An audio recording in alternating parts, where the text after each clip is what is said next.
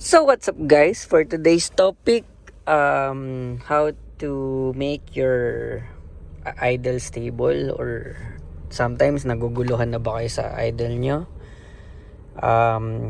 Mataas ba yung idle nyo, mababa ba yung idle nyo? This is how you fix your idle. So meron tayong issue ngayon, ABS, and we found out that our ABS at front right side is sira. So ongoing na yung order ko, so disregard nyo na lang yung ABS na error. So focus tayo dito sa idle.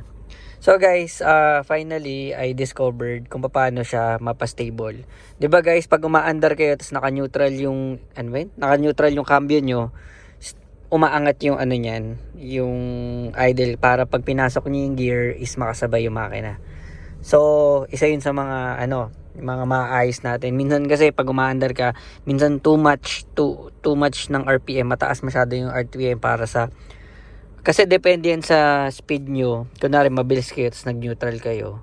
Kunwari 60 kilometers per hour, tapos nag-release kayo sa cambio. So ito papaluin dapat na 1.5, 1.3, mataas, basta mataas. So yun, isa yun sa mga yun, masyadong mababa, masyadong mataas, unstable, gumaganong-ganon. So this is how you fix it. So unang-una guys, cleaning ng throttle body,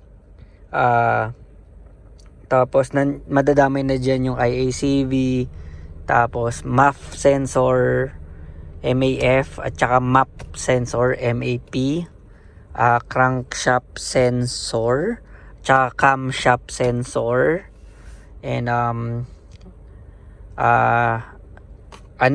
wheel speed sensor, tama. Yun guys, tama kayong pagkakarinig. May kinalaman si wheel speed sensor sa idle natin. So siya yung nagde-decide kung gaano kataas yung idle niya pag tumatakbo ka, para hindi ka sumubsob. Kunwari, 'di ba? For example, tumatakbo ka ng 80 kilometers per hour. Tapos pag biglang binitawan mo yung gasolina mo, si wheel speed sensor ang magko-compute kung anong RPM ka. So yun guys, additional yun.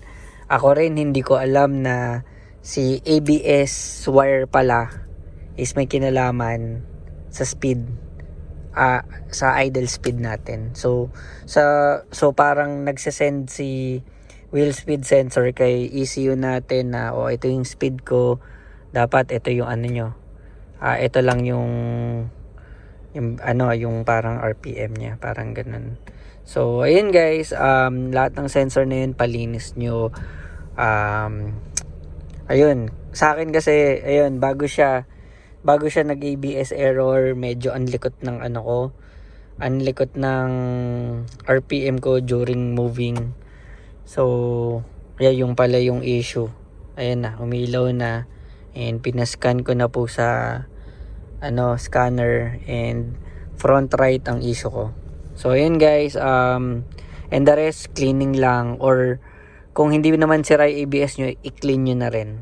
So yun lang guys, lahat ng sensor, pag malinis yan lahat, ang ganda ng idle nyo. Ayun, thanks for watching, and see you in my next video guys. Bye!